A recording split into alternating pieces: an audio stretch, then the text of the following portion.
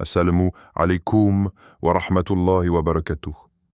Ô serviteur d'Allah, ce jour n'est pas un jour comme les autres. Le vendredi n'est pas simplement une date sur le calendrier.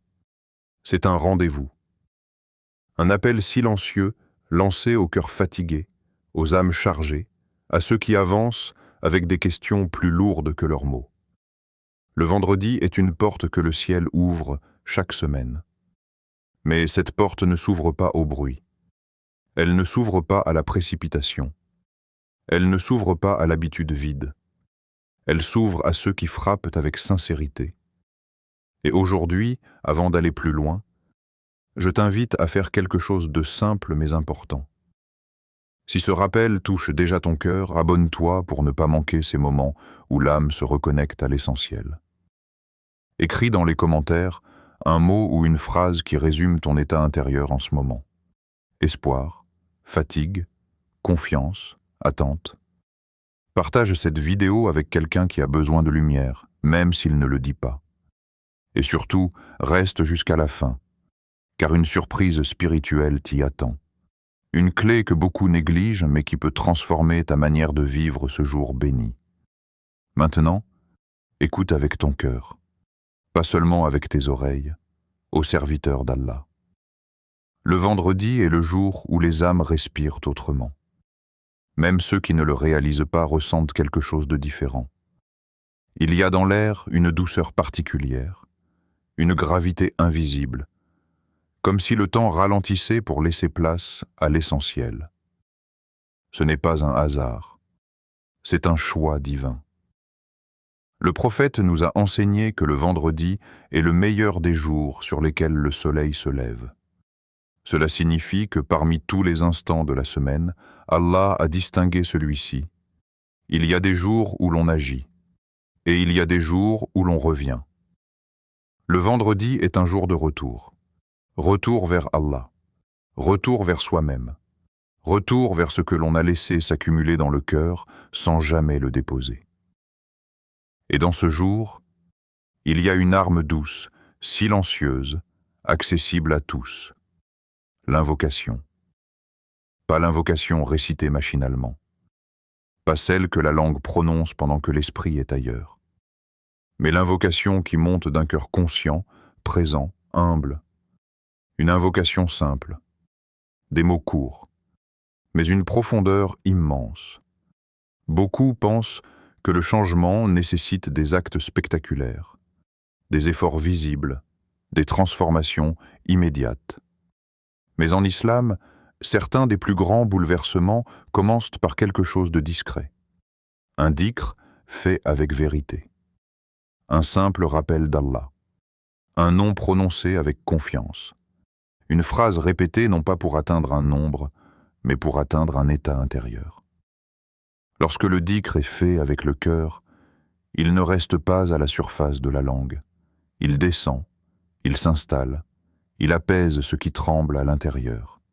Il ferme certaines portes inutiles et en ouvre d'autres, invisibles mais décisives. Le vendredi amplifie cela, comme si le temps lui-même devenait un allié, comme si les cieux étaient plus attentifs aux murmures sincères qu'aux longues paroles vides. Peut-être que tu portes en toi une inquiétude que personne ne connaît. Peut-être une attente qui dure. Peut-être une fatigue spirituelle que même la prière n'arrive plus à soulager comme avant. Et peut-être que tu n'attends pas un miracle spectaculaire, mais juste un signe, un apaisement, une direction. Sache ceci. Allah n'attend pas de toi une perfection que tu n'as pas. Il attend un cœur qui se présente tel qu'il est, brisé, confus, espérant, mais sincère. Et parfois, ce n'est pas la longueur de l'invocation qui change le destin, c'est la vérité avec laquelle elle est dite. Aujourd'hui, à travers ce rappel, il ne s'agit pas seulement d'apprendre quelque chose, il s'agit de ressentir, de ralentir intérieurement, de te rappeler que tu n'es pas seul face à ce que tu traverses. Le vendredi est là, l'invocation est à ta portée. Et ton cœur est plus près que tu ne le penses. Reste attentif. Ce que nous allons partager ensuite pourrait bien être le point de départ d'un changement que ton âme attend depuis longtemps. Le vendredi. Un rendez-vous divin. Le vendredi est le meilleur des jours auprès d'Allah. Non pas comme une simple distinction symbolique, mais comme une réalité spirituelle profondément ancrée dans la sagesse divine. Ce jour porte une gravité particulière que le croyant ressent parfois sans pouvoir l'expliquer, comme si le rythme du monde ralentissait pour laisser place à quelque chose de plus essentiel. Le vendredi n'est pas uniquement le jour où l'on se rend à la mosquée ou où l'on accomplit une prière spécifique.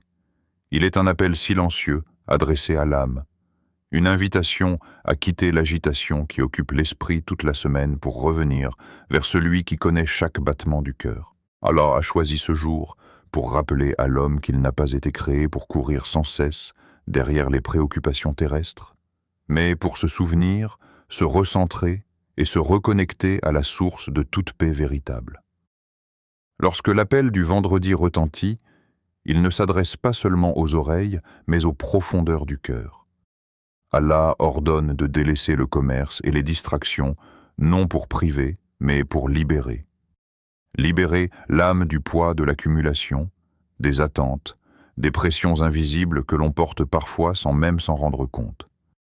Le vendredi agit comme un rappel hebdomadaire que la vraie richesse ne se mesure pas à ce que l'on possède, mais à l'état intérieur avec lequel on avance.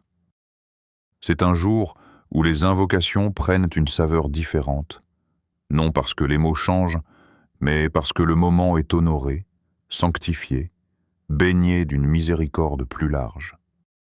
Les cieux semblent plus proches, et les cœurs, lorsqu'ils sont sincères, plus disposés à déposer ce qu'ils retiennent depuis trop longtemps. Chaque vendredi est une opportunité offerte sans condition préalable, une chance renouvelée de réparer ce qui s'est fragilisé intérieurement, de demander ce que l'on a repoussé par pudeur ou par fatigue, de déposer ce que l'âme ne parvient plus à porter seule. Il y a des douleurs que l'on apprend à cacher, des inquiétudes que l'on normalise, des blessures spirituelles que l'on ignore par habitude. Le vendredi vient briser ce silence intérieur. Il autorise le croyant à s'arrêter, à reconnaître ses limites et à se présenter devant Allah tel qu'il est, sans masque ni justification. Dans ce retour sincère, il n'y a pas de honte, seulement une reconnaissance lucide de la dépendance du serviteur envers son Seigneur. Et c'est précisément dans cette dépendance assumée que réside la force. Le Déchiker. Quand le cœur parle avant la langue. Le rappel d'Allah n'est pas une pratique mécanique destinée à remplir un vide ou à atteindre un nombre, et il ne trouve pas sa véritable valeur dans la répétition vide de sens. Le dhikr est, dans son essence la plus pure, un dialogue intime entre un cœur conscient de sa fragilité et un Seigneur dont la puissance embrasse toute chose.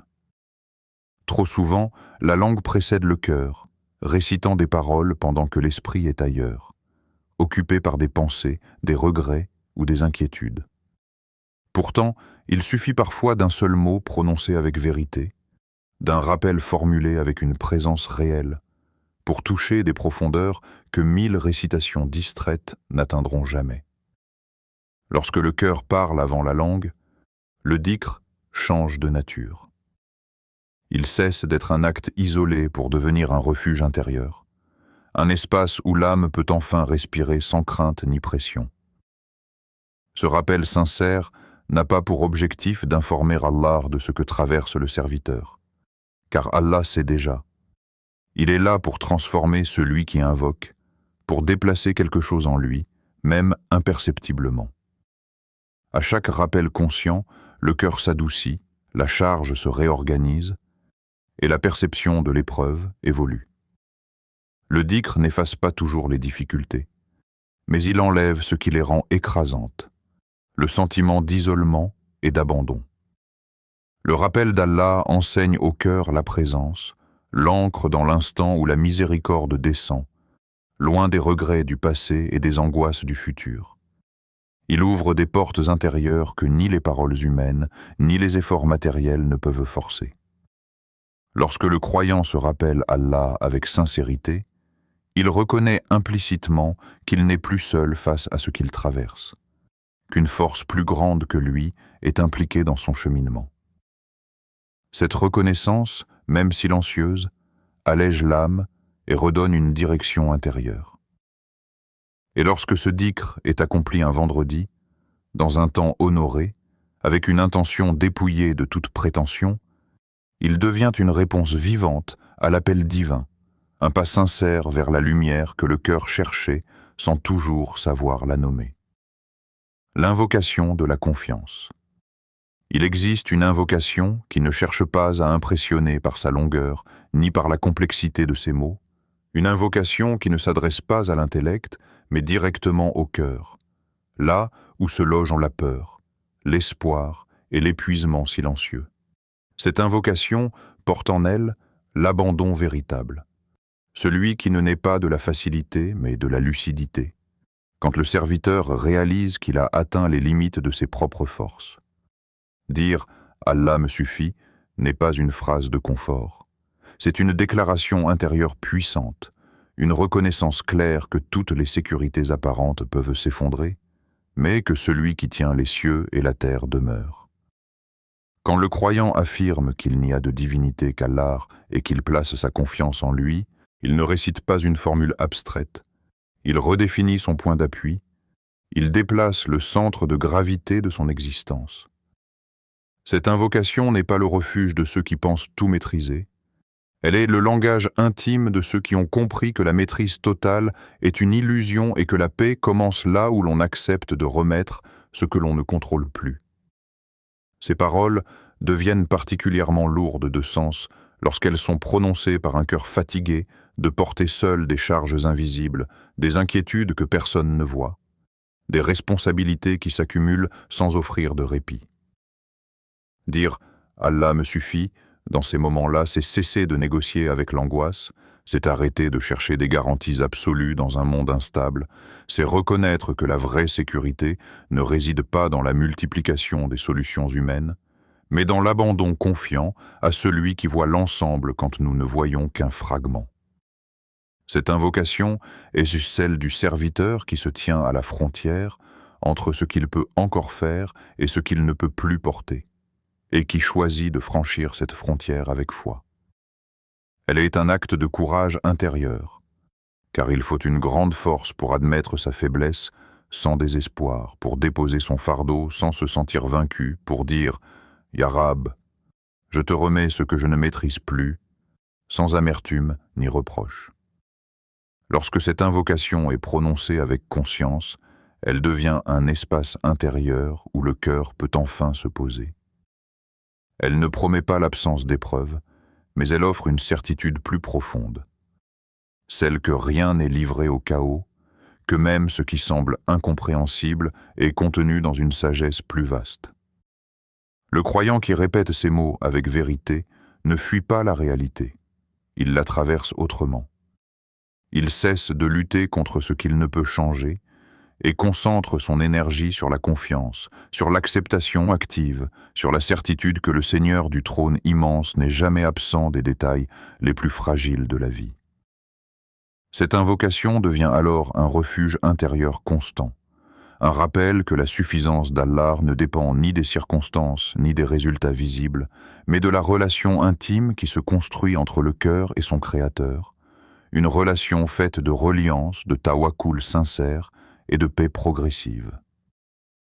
Pourquoi la répéter avec le cœur? Répéter une invocation n'a jamais eu pour but de convaincre Allah, car Allah n'a besoin ni d'insistance pour comprendre, ni de répétition pour entendre.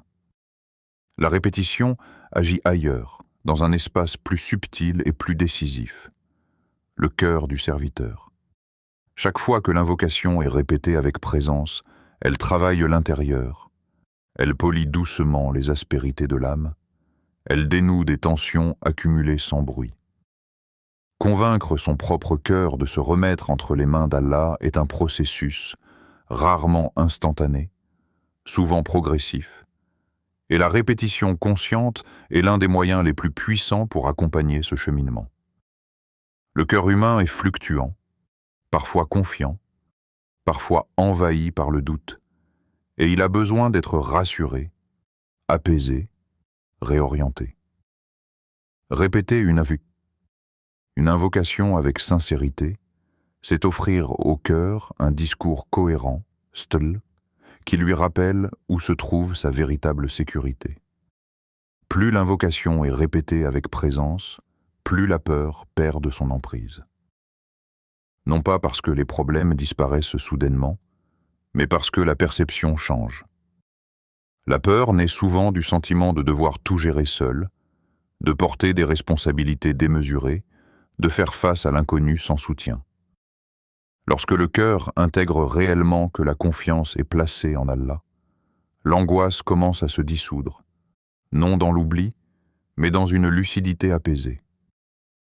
La répétition devient alors un acte thérapeutique spirituel, une manière de rééduquer l'âme à la confiance, de lui rappeler encore et encore qu'elle n'est pas abandonnée, qu'elle n'est pas livrée à elle-même. Chaque répétition est comme une lumière discrète ajoutée à l'intérieur. Et même si une seule lumière semble faible, leur accumulation finit par éclairer l'espace intérieur. Chaque mot prononcé dans le dhikr est inscrit, non seulement dans les registres invisibles, mais dans la mémoire du cœur. Le cœur se souvient de ce qu'on lui répète avec amour et constance. Lorsqu'on lui répète la confiance, il apprend à se détendre. Lorsqu'on lui répète l'abandon, il apprend à lâcher prise. Et parfois, la réponse divine ne se manifeste pas sous la forme attendue. Elle ne change pas immédiatement la situation extérieure. Elle ne supprime pas l'épreuve, ni ne résout instantanément le problème. Mais elle opère un changement plus profond, plus durable. Elle transforme l'intérieur. Elle transforme la manière de vivre l'épreuve, de porter la difficulté, de traverser l'attente. Et ce changement intérieur, bien souvent, suffit à redonner souffle, clarté et stabilité. Répéter une invocation avec le cœur, c'est accepter que la transformation commence en soi avant de se manifester autour de soi. C'est comprendre que la paix n'est pas toujours l'absence de tempête, mais la présence d'une confiance stable au milieu de la tempête. Le croyant qui persévère dans cette répétition consciente apprend à reconnaître les signes subtils, un apaisement inattendu, une patience nouvelle, une capacité accrue à accepter ce qui était auparavant insupportable. Ces transformations sont souvent silencieuses, invisibles aux autres, mais elles marquent profondément celui qui les vit. Elles témoignent d'un réalignement intérieur, d'un cœur qui cesse de résister à ce qu'il ne peut changer et qui commence à s'ouvrir à la sagesse divine. La répétition avec le cœur est aussi une école de sincérité. Elle oblige le serviteur à se confronter à son propre état intérieur, à reconnaître ses peurs, ses doutes, ses résistances. Dire une fois « Allah me suffit » peut être facile, paix, mais le répéter en étant pleinement conscient de ce que cela implique demande un engagement intérieur réel. À mesure que l'invocation est répétée, elle révèle ce qui, en nous, hésite encore à lâcher prise. Et c'est précisément dans cette confrontation honnête que le cœur mûrit, que la foi se purifie, que la confiance devient plus authentique. La répétition n'est alors plus une routine, mais un chemin, un mouvement intérieur qui rapproche progressivement le serviteur d'un état de sérénité enraciné, indépendamment des circonstances extérieures. Les modèles du Coran. Dans le Coran, Allah ne nous présente pas les invocations comme des formules idéales récitées dans le confort et la facilité, mais comme des élans du cœur qui surgissent souvent lorsque toute autre issue semble fermée. Les invocations les plus puissantes naissent rarement dans l'abondance ou la tranquillité totale. Elles émergent dans les profondeurs de l'épreuve, là où l'âme est dépouillée de ses illusions, là où l'être humain cesse de compter sur ses propres capacités et se tourne, avec une sincérité nue, vers son Seigneur. Le Coran n'est pas un recueil d'histoires lointaines. Il est un miroir tendu à chaque génération, Une invitation à reconnaître que les combats intérieurs d'hier ressemblent étrangement à ceux d'aujourd'hui, même si les formes ont changé. Yunus, alayhi salam, se retrouve dans une situation où aucune logique humaine ne peut offrir d'issue. Englouti dans l'obscurité, seul, enfermé dans une triple nuit, celle de la mer, celle du ventre du poisson, celle de la détresse intérieure, il ne prononce pas un discours élaboré, il ne cherche pas à justifier son état, il ne réclame pas en listant des mérites. Il reconnaît simplement sa faiblesse et la grandeur d'Allah. Cette invocation, courte mais chargée d'une sincérité absolue, devient le point de bascule. Allah ne lui demande pas comment il en est arrivé là. Il répond à la vérité du cœur qui s'est manifestée dans l'obscurité. Ce récit nous rappelle que lorsque l'être humain touche le fond, lorsque toute prétention tombe, l'invocation la plus simple peut devenir la plus élevée, car elle est portée par une humilité totale.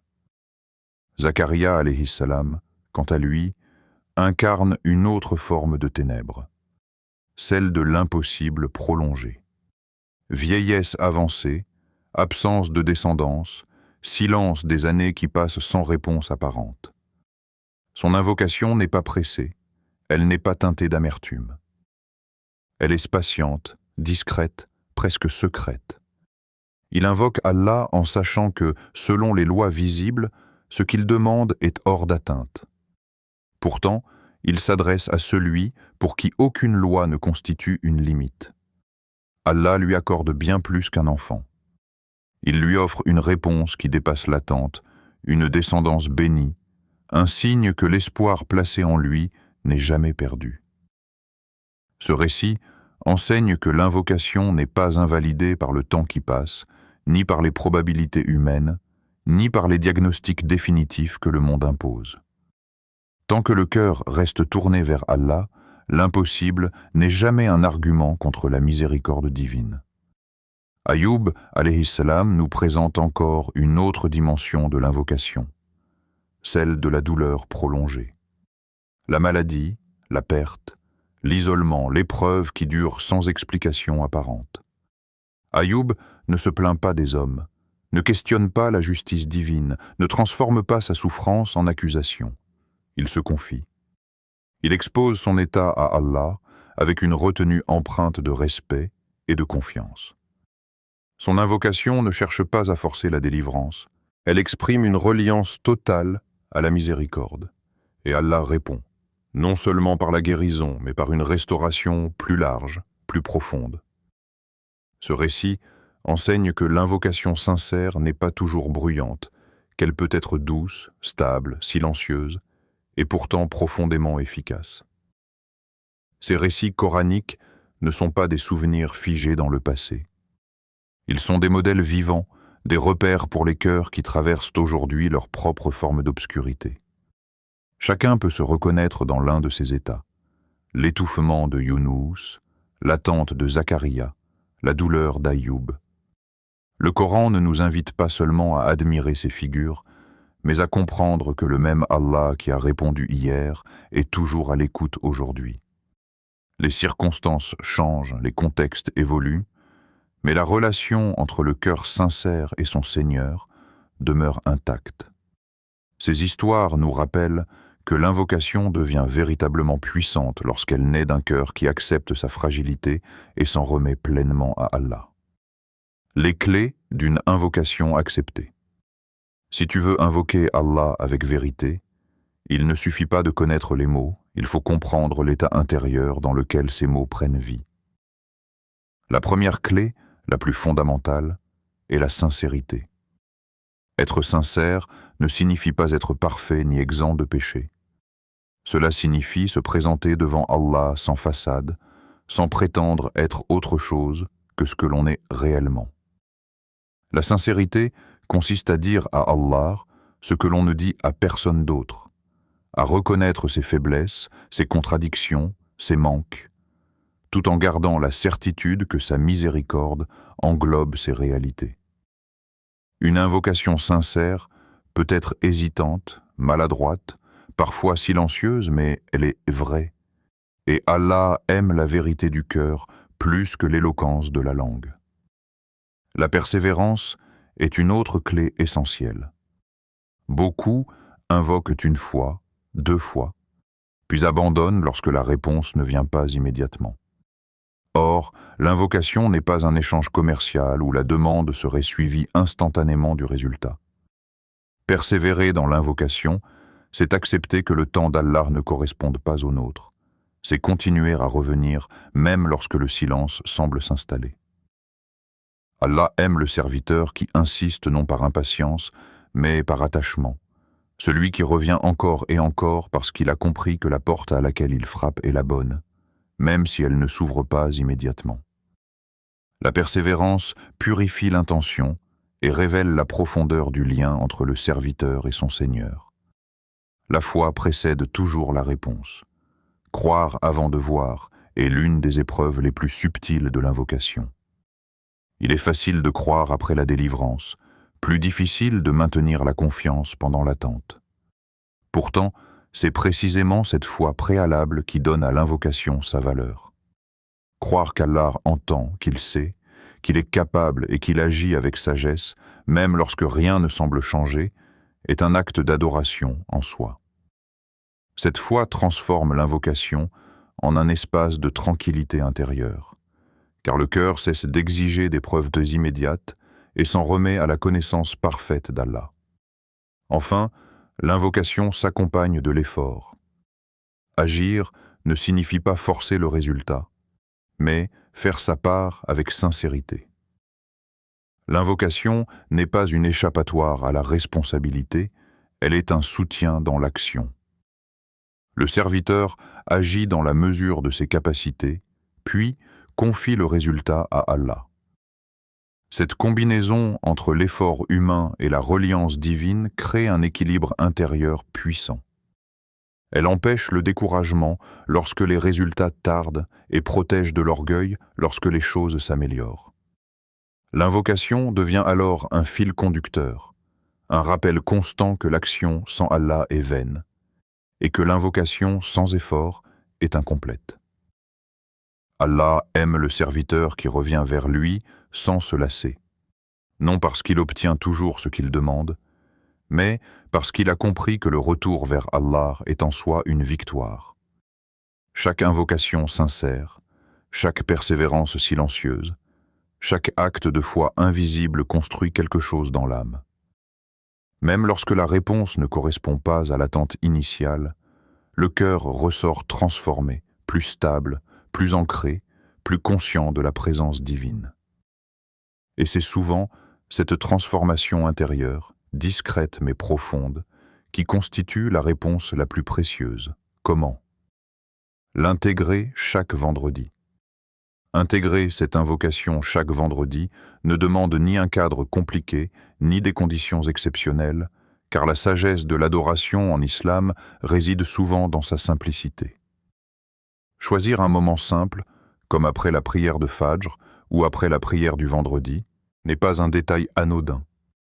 Ce sont des instants où l'âme est plus réceptive, où le cœur est moins encombré par le bruit du monde, où l'esprit n'a pas encore été envahi par les exigences de la journée ou par la dispersion de l'après-midi. Après Fajr, le cœur est encore proche de la nuit, du silence, de la sincérité. Après la prière du vendredi, l'âme vient d'être nourrie par le rappel collectif, par l'écoute, par la prosternation partagée. Ces moments sont comme des fenêtres ouvertes, et il suffit parfois de s'y tenir quelques minutes pour ressentir une différence intérieure réelle. S'isoler quelques instants ne signifie pas fuir le monde, mais lui retirer son emprise temporairement.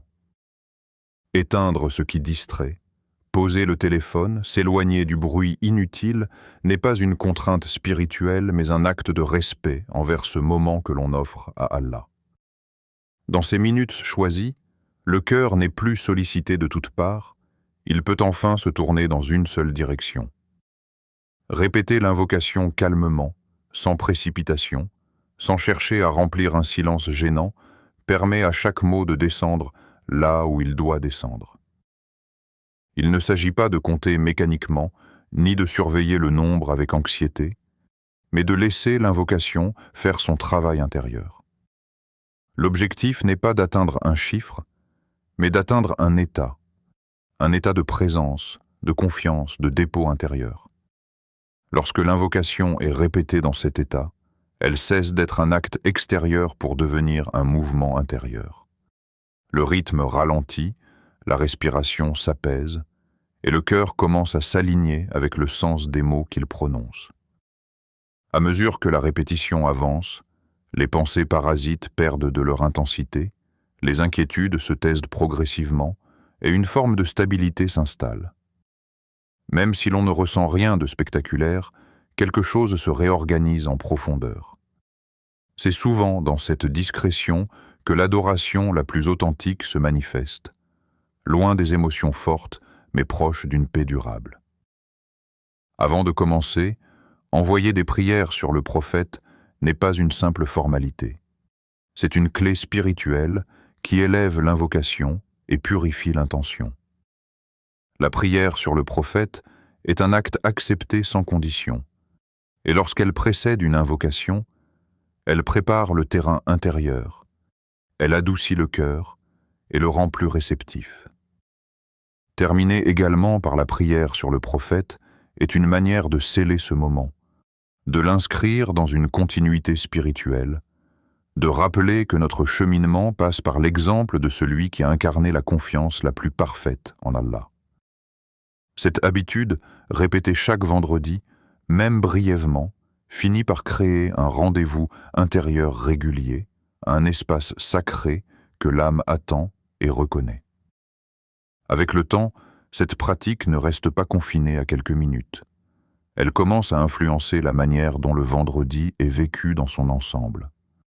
Le jour prend une saveur différente, les priorités se réorganisent et le cœur devient plus attentif aux signes, aux rappels, aux occasions de se rapprocher d'Allah. Ce n'est pas une transformation brusque, mais un glissement progressif vers plus de conscience. Le vendredi cesse d'être un jour que l'on traverse pour devenir un jour que l'on habite intérieurement, avec une intention claire et une attente confiante. Ô serviteur d'Allah, le vendredi est un cadeau déposé entre tes mains chaque semaine, qu'il pleuve ou qu'il fasse beau dans ta vie, que tu sois dans l'abondance ou dans l'épreuve. Ce cadeau ne dépend pas de ton état spirituel du moment, ni de ton niveau, ni de ta constance parfaite. Il est offert, simplement, comme une miséricorde renouvelée. L'invocation est la clé de ce cadeau, une clé légère, accessible, mais puissante pour celui qui comprend sa valeur. Et ton cœur, avec ses failles, ses attentes, ses fatigues, est la porte. Une porte qui n'attend pas d'être parfaite pour s'ouvrir, mais sincère. Ne laisse pas ce jour passer comme les autres, emporté par la routine ou la distraction. Ne laisse pas le vendredi s'éteindre sans avoir parlé à Allah avec vérité, sans lui avoir confié ce que tu portes en silence, sans lui avoir remis ce que tu n'arrives plus à gérer seul. Peut-être que la réponse viendra sous la forme d'un soulagement immédiat, d'une situation qui s'allège ou d'un problème qui trouve sa solution. Peut-être qu'elle viendra comme une ouverture inattendue, une porte que tu n'avais jamais envisagée, un changement de direction que tu n'avais pas prévu. Et peut-être qu'elle viendra comme une paix intérieure profonde, discrète, mais solide, une paix que personne ne pourra t'enlever, même si les circonstances extérieures restent les mêmes. La sagesse d'Allah dépasse notre compréhension, et sa réponse arrive toujours au moment parfait, même lorsque ce moment ne correspond pas à notre impatience. Ce qui est certain, c'est que chaque invocation sincère laisse une trace, chaque confiance déposée est préservée, et chaque cœur qui se tourne vers Allah n'est jamais ignoré. Marcher vers Allah, même lentement, est toujours un pas gagnant, car il accueille chaque retour avec une miséricorde plus grande que nos attentes. Qu'Allah éclaire ton cœur, apaise ce qui t'agite, accepte tes invocations et te donne ce qu'il y a de meilleur pour toi, dans ce monde et dans l'au-delà. Qu'il fasse de tes vendredis des rendez-vous vivants et de ton cœur un lieu de confiance et de lumière. Barakallahu fik, et qu'Allah nous fasse marcher ensemble, pas à pas, dans la lumière de la Sunna.